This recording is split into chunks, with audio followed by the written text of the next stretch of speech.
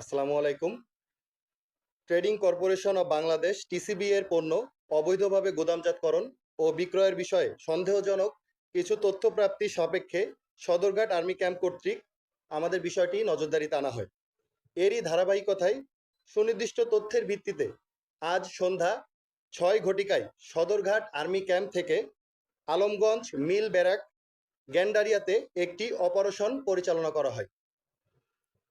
এই অপারেশনে টিসিবির পণ্য অবৈধভাবে গুদামজাত এবং বিক্রির সাথে জড়িত সর্বমোট ৭ জন ব্যক্তিকে আমরা ইতিমধ্যেই গ্রেপ্তার করেছি। এছাড়াও ৩টি গুদাম থেকে গুদামজাতকৃত সর্বমোট ৫৪৪ বস্তা ১৯,৯৭০ কেজি চাউল, ৯৪ বস্তা যা ৪,৭০০ কেজি আটা, ৭১ বস্তা ২,৩৭৫ কেজি ডাল আমরা আটক করতে সমর্থ হয়েছি। টিসিবির এই পণ্য মূলত নির্দিষ্ট কার্ডের মাধ্যমে নিম্ন আয়ের মানুষের জন্য ভর্তুকি মূল্যে চাউল, চিনি, তেল, মসুর এবং আটা সরকারের পক্ষ থেকে জনসাধারণের জন্য একটি ন্যায্য সুবিধা, অথচ কতিপয় অসাধু ব্যবসায়ী এবং দুর্বৃত্তায়নের কারণে নিম্ন আয়ের জনসাধারণের কাছে তা পৌঁছাচ্ছে না। ভবিষ্যতে জনসাধারণের সার্বিক কল্যাণের কথা বিবেচনা করে আমাদের এই ধরনের অপারেশন কার্যক্রম অব্যাহত থাকবে। ধন্যবাদ। আমরা তথ্যের ভিত্তিতে আমরা যেটা জানতে পেরেছি, তারা প্রায় ১৩ থেকে ১৪ বছর যাবৎ এই ব্যবসার সাথে জড়িত, বাট তারা বিভিন্ন সময়ে তাদের স্থান পরিবর্তন করে, যাতে করে তাদেরকে আসলে বিভিন্ন সময় ধরা বা এগুলা সম্ভব হয় নাই। আমরা তারপরেও তাদের পিছনে বিভিন্ন সময় গোয়েন্দা সংস্থার মাধ্যমে তথ্য নিয়ে আমরা আজকে তাদেরকে ধরতে সক্ষম হয়েছি।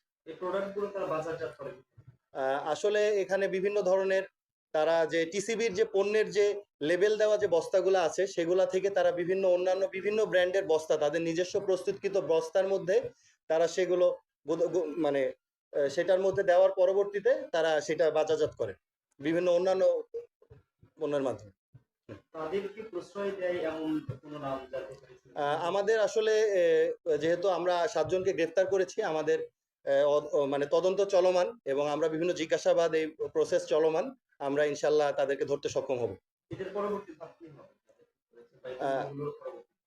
আচ্ছা, এগুলো আমরা অলরেডি আমাদের যে নির্দিষ্ট থানাকে আমরা এগুলো জব্দ করার জন্য তাদেরকে নিয়ে এসেছি এখানে। তারা অলরেডি এগুলার সিজার লিস্টের মাধ্যমে তারা এগুলো জব্দ করেছেন এবং আসামিদেরকে অবশ্যই তাদের এগুলোর প্রেক্ষিতে যে তাদের যে শাস্তিমূলক ব্যবস্থা তাদের বিরুদ্ধে গ্রহণ করা হবে, সরকারি যে পদক্ষেপগুলো গ্রহণ করার কথা সেই অনুযায়ী তাদের বিরুদ্ধে ব্যবস্থা গ্রহণ করা হবে। আপনি বলেছেন যে বিভিন্ন কোম্পানির নামে তারা এগুলো বাজারজাত করে, সেই যে সব কোন কোম্পানির নাম বলেছে কিনা, যদি বলে থাকে তাহলে সেই কোম্পানির সাথে আপনাদের যোগাযোগ হয়েছে?